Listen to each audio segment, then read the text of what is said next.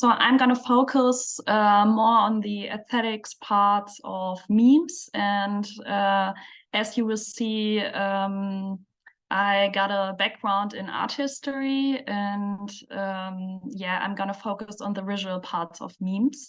And I started my PhD project in August. So it's still kind of a work in progress. And I'm really thankful for questions afterwards, but also for your suggestions and for your opinions.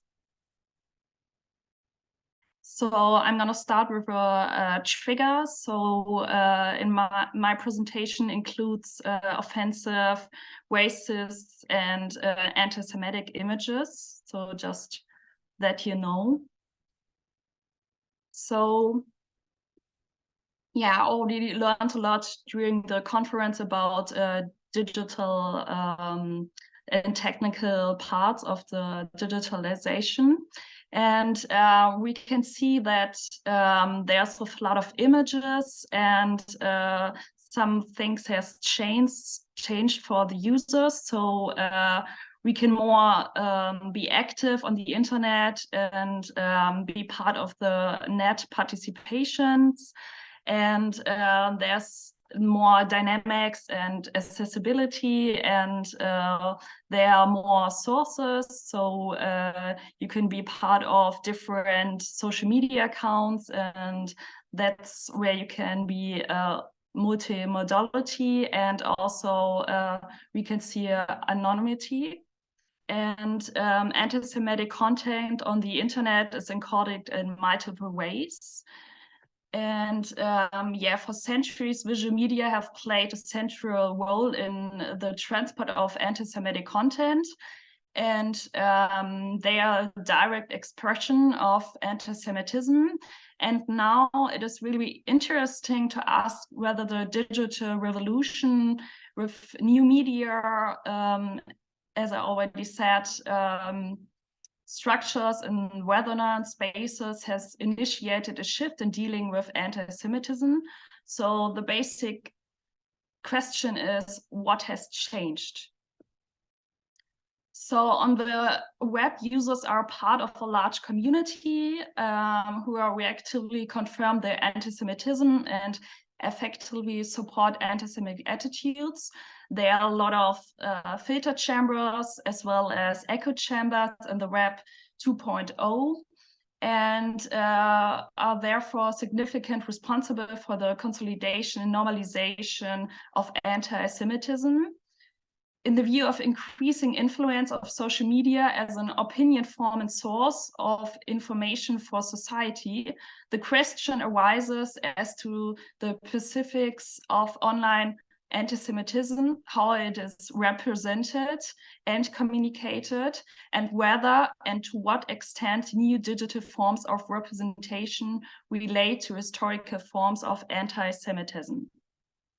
So my research questions are: through which visualizations strategies are anti-Semitic stereotypes transported and iconographic patterns taken up in the sources? Second, what is the effect of the humorous visualization of anti-Semitism? And also,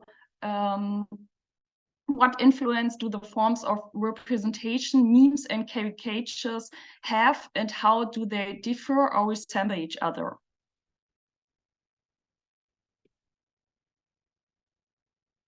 So I asked myself, are memes now the new form of social criticism? Caricatures have a long tradition as a humorous form of social criticism. In the 2000s, memes joined them, reworked images that exaggerate or ridicule the content originally depicted.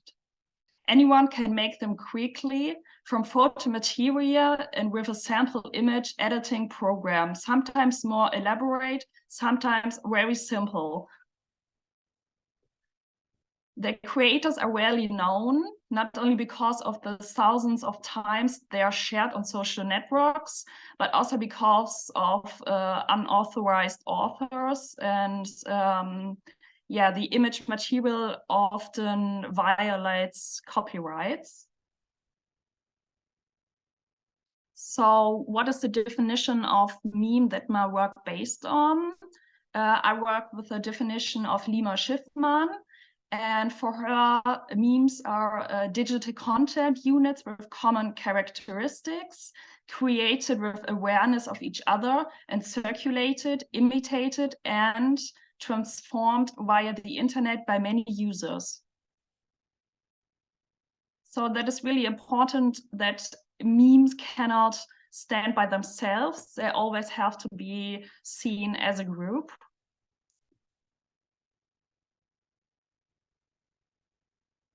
Memes are an integral part of our communication on the net and are also increasingly used for political and propagandistic purpose, as especially in the context of the US election campaign in 2015. Here you can see some current examples.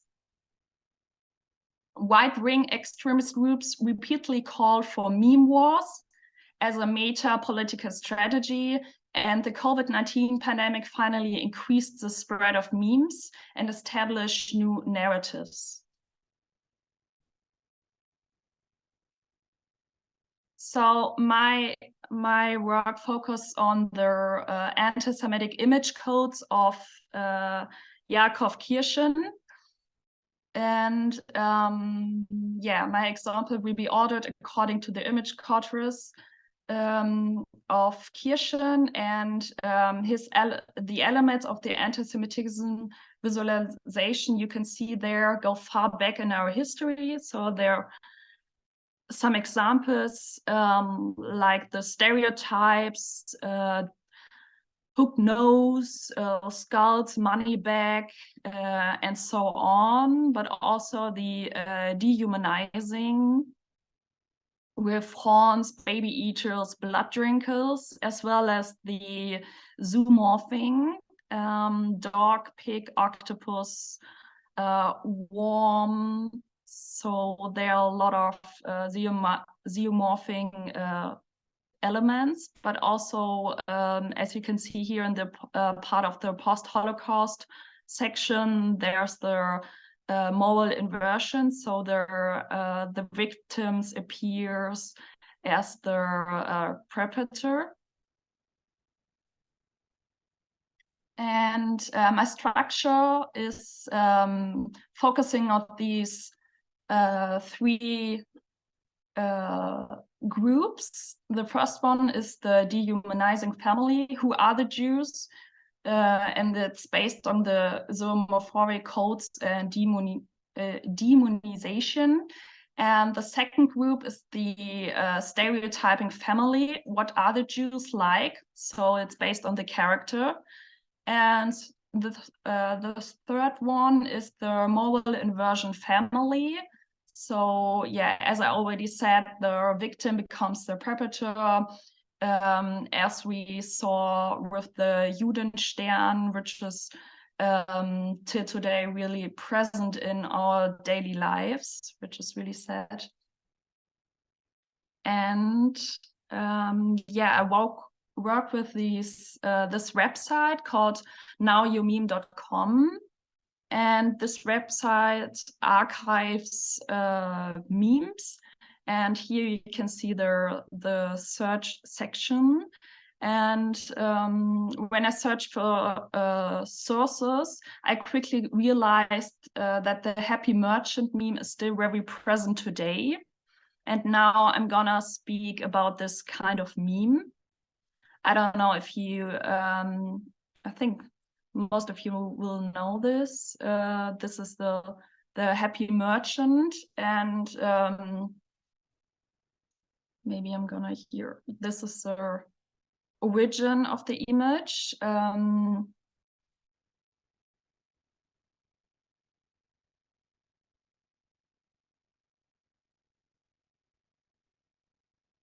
So the origin of the image goes back to 2004, when it appeared in the first version of the racist image gallery on Tom Metzger's White Aryan Resistance website, which is no longer online. And the image itself reflects a negative stereotype of a Jewish man with a black beard, long hooked nose, a hunched back, crooked teeth, and hands being wrung in glee. The image was created by a white supremacist cartoonist going by the pseudonym A White Man, so which stands for a white man, and was originally part of a cartoon whose message was that a world without Jews and blacks would be like a world without wax and cockroaches. So this anti-Semitic meme was also available in different racist variations as a sticker on Telegram. And here, so you could just put them in your chat. These were available for everyone. And here more variations of the original meme. So I all found these on the iknowyourmeme.com. And here's another one.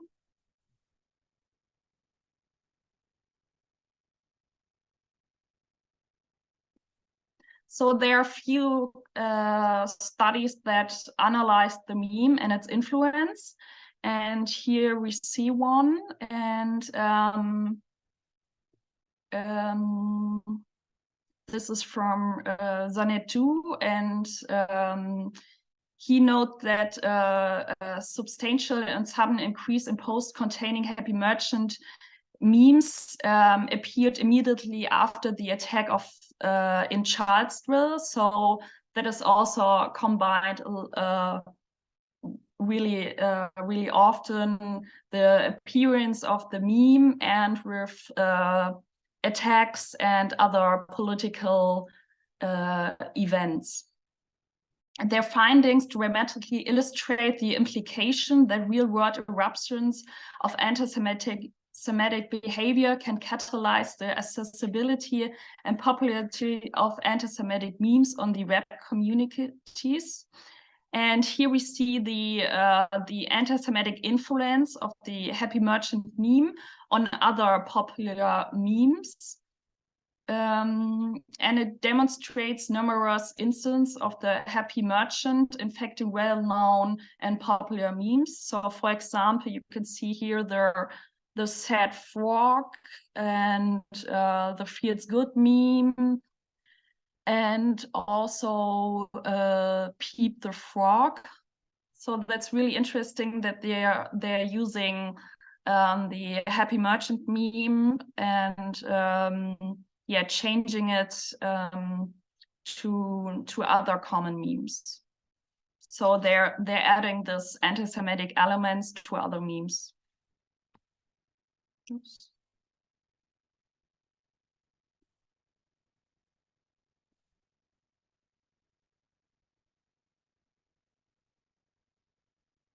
So here we can see another example. And here, this was also on the page iknowyourmeme.com. And this one with the Monopoly background.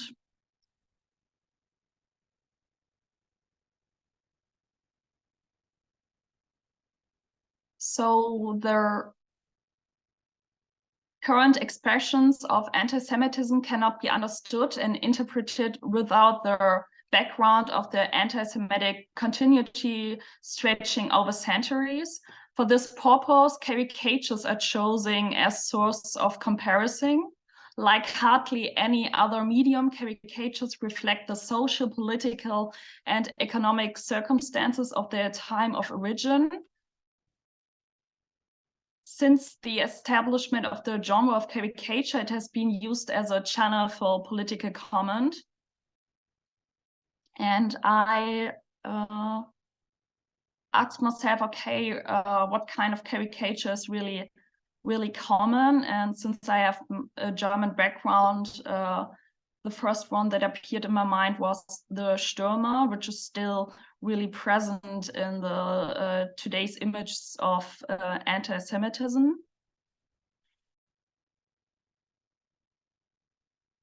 So the Stürmer is an essential part of the growth process of the National Socialist movement. And by 1938, the number had already risen to 470,000 copies per edition and reached a peak circulation of 1.5 million copies. And yeah, the cartoons of the Stürmer can offer an insight into the central anti-Semitic elements of the National Socialism.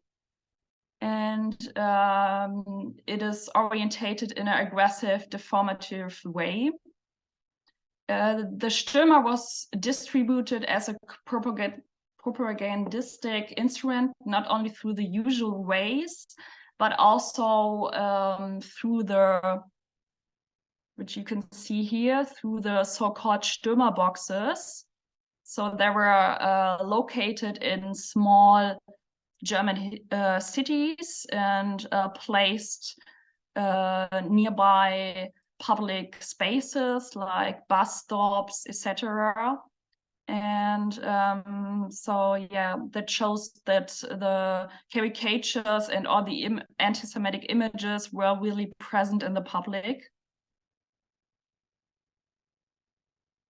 Around the newspaper windows were not infrequently printed slogans such as, "Whoever knows the Jew knows the devil. Whoever buys from the Jew is a traitor to the people." And that could also be found on on every page of the Stürmer. So here we can see another example of the Stürmer, and this caricature was also really present during or since the pandemic. And yeah.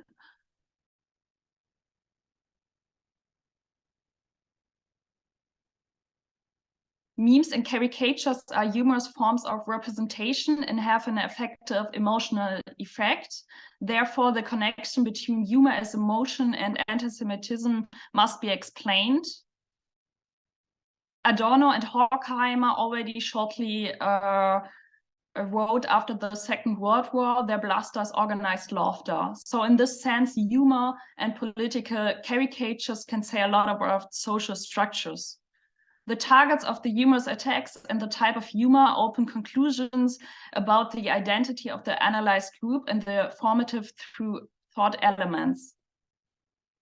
The fact that the National Socialist propaganda and the National Socialist value system transported in it contributed to a great extent to establishing a reliable indifference among the German population towards the suffering of the Jews brings emotions as a reaction to the sources into focus. And my work is takes up the understanding of Uffe Jensen and his definition of emotions, and he understands emotion as something historically grown, which can be recorded, differently practiced, and activated by external influence, such as political movements, or also such as the digitalization and other social media channels. So the question of the cause of the behavior of many non-Jews towards Jews is really important.